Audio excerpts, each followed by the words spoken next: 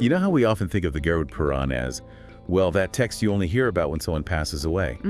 Definitely. It's got that reputation. But what if it's actually holding, like, a blueprint for getting through our everyday lives?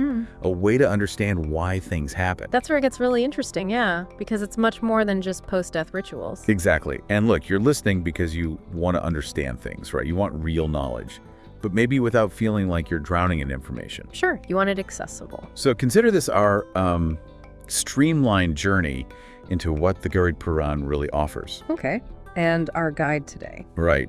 We're drawing heavily from this really insightful YouTube video. It's called Afterlife Secrets in Garuda Purana, Death, Soul Journey, Karma and Rebirth Mystery, Devaki Krishna Priya. It's from the Speaking Tree channel. Featuring Devaki Krishna Priya. Very knowledgeable. Absolutely. So our mission today is pretty clear. Let's explore why the Garuda Purana matters for, living, not just dying. We'll touch on the afterlife, karma, ancestral peace, all that deep stuff. Ready to dive in? Let's do it. It's fascinating just thinking about why Ved even compiled these Puranas in the first place. Oh, what's the story there? Well, Devaki Krishna Priya explains it was because he foresaw a decline in people's memory, their understanding, especially in this age, the Kali Yuga. The decline in memory, like people wouldn't be able to retain knowledge. Kind of, yeah. The idea was that retaining even basic stuff would become tough. People would become reliant on external tools, yantra is the word used, devices. Wow, that hits close to home, doesn't it? Our reliance on tech today. It really does. It makes you wonder. The Vedas, originally one huge body of knowledge, got split into four: Rig Veda, Yajur Veda, Atharva Veda, Sama Veda. And understanding those requires a lot of background study, right? The Vedanga. Exactly. It's a deep commitment. So Ved realized, okay, not everyone can go down that path. The 18 Puranas, including the Garuda Purana, were meant as a more, let's say, accessible expansion of that Vedic wisdom. Making it available for the common person. Right.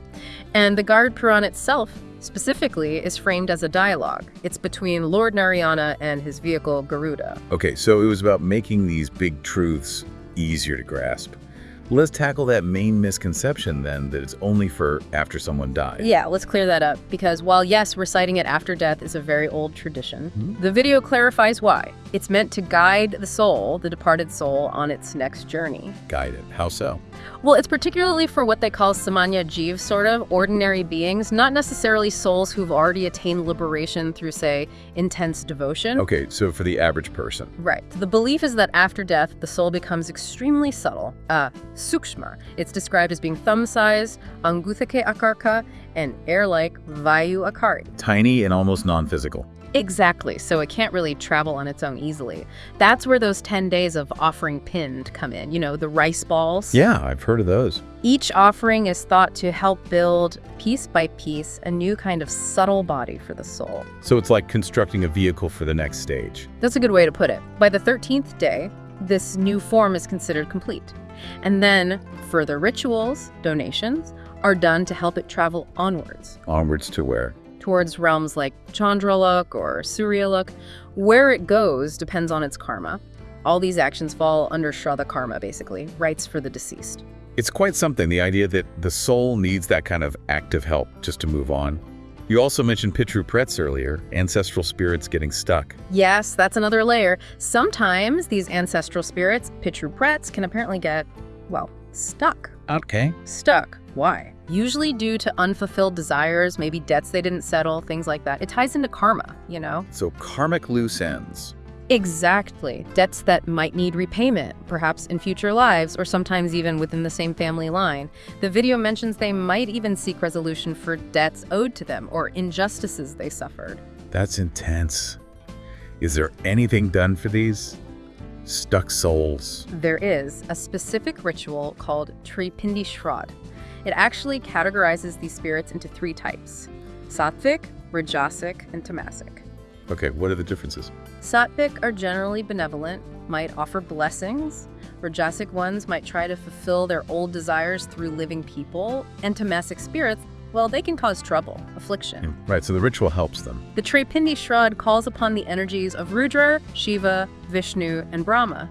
The aim is to help liberate these souls, whatever their state. So it shows this ongoing connection, even potential influence from ancestors. But you said earlier the Garuda Purana is way bigger than just these death and ancestor rituals. Oh, absolutely. Way bigger. The video really stresses this. It's structured in 3 main parts, 3 Khand. There's Achara Khand, Brahma Khand, and Dharma Khand. And the death stuff is in which one? That's primarily in the Dharma Khand, specifically a section called Pretakalpa. But that's just one section. So what's in the other parts, like Achara Khand? Achara Khand is packed with guidance for living. It talks about the character of Dhruva, the beginning of creation, how to worship Lord Vishnu, different mantras, the workings of the Navagrahas, the 9 planets and their mantras, worship of other deities, the glory of chanting Vishnu Sahasranama. The 1,000 names of Vishnu. Right. It even gets into Samudra Shastra, which covers things like gemology, the origins of gems, how they affect us, how to test them, even the dangers of flawed gems. Gemology. Yep, Yeah. and basics of astrology, Ratanasar Jyotish. But crucially, it lays down principles for good conduct, Sadachar. How to live with discipline, Mariata. How to handle family responsibilities. So practical life guidance. Yeah. And Brahma Khand. That one focuses mainly on worship, different forms of worship. So you see the Pretakalpa, the death part, gets a lot of attention, maybe sensationalized sometimes, but it's just one piece of this huge puzzle. It sounds like Achara Khand is really the manual for living well then. How does that tie into karma and rebirth? Exactly right. The video frames Achara Khand as the roadmap. Follow this, live this way, and you minimize bad karma leading to a better life now and, later. Sadachar is all about duties, responsibilities, doing the right thing within proper limits. Makes sense. Now, when you look back at Dharma Khand, the Pretakalpa part, it does give deeper insights into the soul, Jivatma or Atma, and rebirth. It makes that clear distinction. The physical body, the Panch Bhautik Sharir, made of 5 elements, is temporary. But the soul isn't. Right. Quoting the Bhagavad Gita, the soul is seen as part of God, eternal, it never dies. So the soul just keeps going, body after body. How does the Garuda Purana explain how it keeps going? What determines the journey? Devaki Krishna Priya uses a great analogy, actually. Think about your phone. Okay. You get a new phone, right? But you usually keep your SIM card. The SIM holds your data, your identity in a way. Right, your number, contacts. Exactly. So the body is like the phone handset temporary. The soul is like the SIM card, but it carries the sanskar. Sanskar, what are those exactly? They're the accumulated impressions, the karma, the tendencies stored in the chitta. That's like the subconscious mind, or maybe even deeper. These sanskar from past lives are what really shape the soul's journey after the body dies. So our deep-seated mental patterns and karmic accounts. Precisely. The video mentions layers of the mind, the surface mind, the subconscious or antar-man holding memories, and then the deep subconscious, the anteric, which holds impressions from lifetimes. Yes, times. Wow. Yeah. And they say purifying that deepest chitta just through your own efforts, it could take like 7 lifetimes. But devotion, good deeds, these things can speed up the process significantly. Still, until it's purified, that chitta, with all its baggage, desires, attachments, merits, and demerits, pap and punya, dictates where the soul goes next. Which brings us back to the rituals, like Shraddh, helping the soul get a new body and move on. Exactly. It's all connected. Those sanskar are powerful drivers. It really makes rebirth seem less random, more like a continuation of our inner state. Yeah. You mentioned different kinds of Shraddh. Can you break those down a bit? Sure. We talked about Pindan, that initial offering to help form a basic body. Right, the 10 days. Then there's a really key one called Sapindikaran Shraddh. This is where the recently departed soul is symbolically united with the earlier ancestors in the Pitraloka, the ancestral realm. So they join the ancestor collective, so to speak. Kind of, yeah. And this allows them to receive offerings made later on. Then there's Tirth Shraddh. Tirth means pilgrimage site, right? Exactly. Doing Shraddh rituals for ancestors at holy places like Bhadranath, Rameshwaram, Jagannath, that's considered very important for getting their blessings. Any others? There are also periodic ones, Trimasi, which is quarterly, Shadmasik, half-yearly, Varshik, annually. And of course, the big one is Pitru Paksha, those 16 days specifically dedicated to ancestral rites every year. So it's a continuous practice, not just a one-off thing after death. Very much so. It underscores that ongoing connection and the effort to support them. It feels like a whole network. But how does it actually work? How does offering rice balls here reach an ancestor somewhere else? Yeah, that's a common question. The video uses a modern analogy. Think of the internet. Okay. You can send information, even money, across the globe almost instantly through this invisible network, right? Mm-hmm. Well, the idea is there's a sort of divine network. Our offerings, made with intention during Shraddh, reach the ancestors through this network, which involves the pitras themselves and various deities acting as intermediaries. Like a spiritual postal service. You can almost think of it that way. And those little moments in life, unexpected help, good advice appearing out of nowhere, the video suggests that could be blessings from satisfied ancestors working through this network. That's a really comforting thought, actually. What about rebirth itself? Does the Garuda Purana give a timeline? How long does it take? It's not a fixed schedule. It really depends heavily on the individual's karma. Someone with a lot of negative karma might actually reincarnate quite quickly, often in what are considered lower life forms, like animals. Faster rebirth for bad karma. Interesting. Yeah. But for noble souls, punyatmas, to get a good human birth with the right circumstances for spiritual growth, that can take much, much longer. We're talking potentially thousands of years. Thousands. So, good souls might wait a long time. Yes. And another point the video makes is about souls with shared karma, maybe unfinished business together. They often tend to reincarnate around the same time, perhaps even in the same family again. So those tricky family dynamics, could they sometimes be rooted in these old karmic debts or connections playing out? That's definitely a perspective offered. These tensions might be opportunities to resolve things from the past. That puts a whole different spin on family arguments. Speaking of different destinations, what about the classic heaven and hell, Swarg and Nark? Right, the Garuda Purana does describe them. There are apparently 28 types of hell, Nark. These are seen as the direct consequences of pop karma, sinful actions. Okay. Consequences in heaven, Swarg. Swarg offers extended pleasure, suk, as a reward for punya, meritorious deeds. But, and this is crucial, it's temporary. Temporary, not eternal bliss. No, the scriptures are clear on this. There's a saying, Kashain punya martya lokam bishanti. When the merit, the punya, runs out, You come back. you return to the mortal realm, martya lok. So neither heaven nor hell is the final destination in this view. They're just stops along the way in the cycle of rebirth, based on your balance of pap and punya. So you need a kind of balance to even get a human birth again. Seems so. Human birth is considered really valuable for spiritual progress. And as we said, the really great souls, the Mahapurush, who come back for the welfare of many, their return takes a very long time. But for regular folks. For ordinary people, the timeline is generally much shorter. Could be months, could be decades. It varies. So the ultimate goal isn't just racking up points for Swarg, it's getting off the merry-go-round altogether. Exactly. It's about liberation from the whole cycle. Which makes sense why the video strongly recommends actually reading the Garuda Purana. Yes, at least once in your life. The idea is if you understand what actions lead where, what to avoid. You can live better. Right. And maybe if you live that righteous life, the need for complex post-death rituals might even lessen. It's about conscious living now. That's a powerful incentive. Now, you touched on specific rituals for unusual deaths, like Nag Bali and Narayan Bali. Can you explain those? Sure. These address difficult circumstances. Nag Bali Nag, meaning snake, is performed if someone dies from a snake bite. Okay. Is that literal? No. The video clarifies it's an anushthan, a ritual process to bring peace to that soul, not a sacrifice in the way we might think.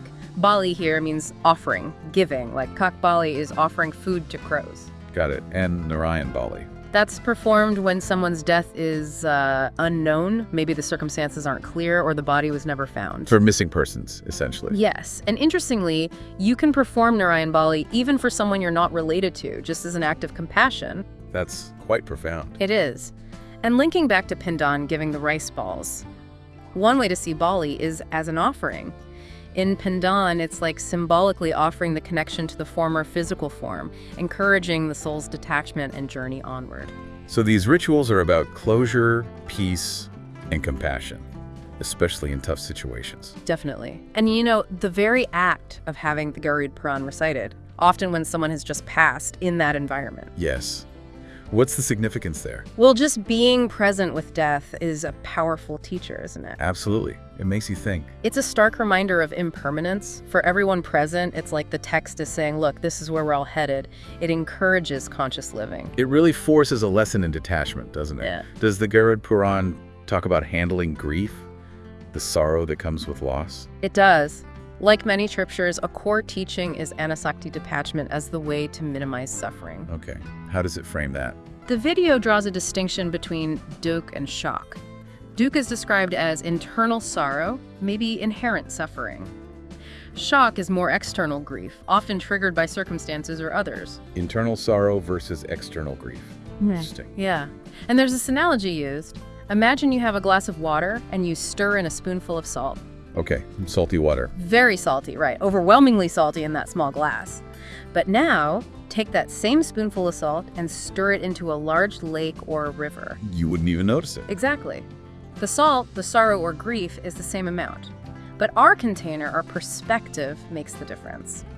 If we're like the small glass, attached and limited, suffering feels intense. But if we broaden our perspective, become like the lake. We can absorb life's difficulties without being completely overwhelmed. The external world throws the same stuff at everyone, pretty much. But it's our internal sansar, our worldview, our attachments that create our personal experience of sorrow and grief. So how do we become the lake instead of the glass? Through gyan knowledge, understanding, through bhakti devotion, and through samarpan surrender. These help widen that perspective. Knowledge, devotion, surrender. And also, fulfilling your duties, your kartavya, with dedication, doing what you're meant to do, aligned with your abilities, your yogita. The video suggests true satisfaction comes from using and sharing your talents, your knowledge. So living purposefully. Right. Everyone has an inherent dharma, a path or duty, but we often need things like scriptures, satsangs, being around wise people, devotion, and knowledge to actually recognize and understand what our dharma is. That's a very practical approach to dealing with life's inevitable pains. Now, a question I think many people have about these ancestral rites. How do you actually know if they worked, if your ancestors are happy or liberated? That's a natural question, but the video shifts the focus slightly. It emphasizes that doing Shraddh should really come from Shraddha, deep reverence, respect, gratitude for the ancestors who gave us life, who are part of our lineage. So it's more about the intention than seeking proof. Exactly. It's not primarily transactional, like I do this, I get proof. Even if, for whatever reason, your ancestors aren't currently in the Pitrayoni, the specific ancestral realm needing these offerings, performing Shraddh with sincere reverence still benefits you, the performer. How so? Through the act of reverence itself, the purification of intention. But often there is a feeling afterwards, a sense of inner satisfaction, peace, similar to the feeling you get from sincere devotion or prayer. An internal confirmation, maybe? Could be. And sometimes people do observe positive changes in their lives. Maybe a project that was stuck suddenly moves forward. These could be seen as results. But the key is the reverence. What if someone doesn't feel that reverence? Then the advice is, maybe don't perform the ritual just for show. It would lack meaning. But there are alternatives for those unable to do elaborate Shraddh. Like what? Simple things. Offering some food to a cow or a dog with the intention of honoring ancestors. Or even just folding your hands, facing the sun, Surya, or thinking of Narayana and saying, I'm unable to offer much, but I offer my devotion and respect. So the sincerity is paramount. Absolutely. The importance of Shraddh is stressed, but it has to come from the right place. Okay. One last big question, something many on a spiritual path wonder about.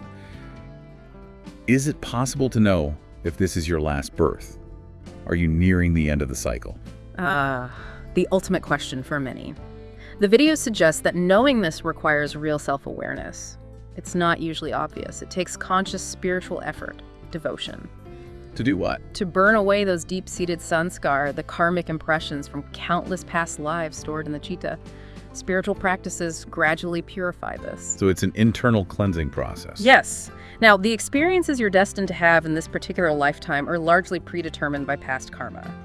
But someone deeply devoted or an enlightened soul can actually burn through the past life sanskar while living this life. So they clear the backlog, but still have to live out the current life script. Essentially, yes. They still experience the karmas of this present life. That's why you see even very advanced souls still engaging in rituals, chanting, devotion. Why? To set an example.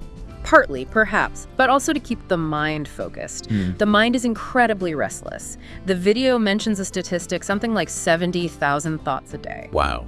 And it supposedly only stays truly present for maybe 3 seconds at a time. It's constantly jumping, like a monkey, as the analogy goes. It rarely stays still long enough to resolve anything. So rituals and devotion help train the monkey mind. Exactly. They give it an anchor. And linking back to the Bhagavad Gita, Lord Krishna's famous assurance, Sarva Dharman Parityajya. Abandon all varieties of religion and just surrender unto me. right, surrender after fulfilling your duties. Krishna didn't tell Arjuna to just drop his weapons and meditate. He told him to fight, because that was his duty, his dharma as a warrior king. So action combined with faith. Yes. The idea is if you stay engaged in your duties, perform your dharma, but do it with faith, dedicating the results to the divine, then those actions don't create new binding karma. The old impressions get erased, and liberation can be possible in this very lifetime. That's a hopeful message. It is, though there's also the Vaishnava perspective, particularly from the Braj tradition, which adds another layer. Oh. For some devotees in that path, the ultimate goal isn't necessarily merging into God and losing individual identity, moksha, in the Advaita sense. Instead, they desire continuous devotion, continuous service, wanting to remain distinct to participate eternally in God's divine plays, his Leela. So different paths, different ultimate aspirations, even within the tradition. Exactly. It's not always monolithic. Well, this has been incredibly illuminating. We've really gone deep into the Garuda Purana, and it's clear its wisdom extends far, far beyond just being a text about death. Absolutely. It's guidance for living meaningfully, understanding our place in the larger karmic picture, and how we relate to those who came before us. It connects the dots between daily life, our inner state, and the soul's long journey. What really stands out is that blend the practical day-to-day advice in a Charkhand alongside these profound insights into the soul, karma, rebirth. It really pushes you to think more deeply. It certainly does. It gives you a lot to chew on. And hopefully for you listening, this deep dive has maybe shifted your perspective, offering a fresh look at the Garuda Purana. Which maybe leads to a final thought for you to take away. Given everything we've discussed, the focus on conscious living, on karma's reach, on our connection to ancestors, how might really internalizing these principles change how you view your own daily actions, your choices, your relationships? It's a powerful question to reflect on. Definitely food for thought.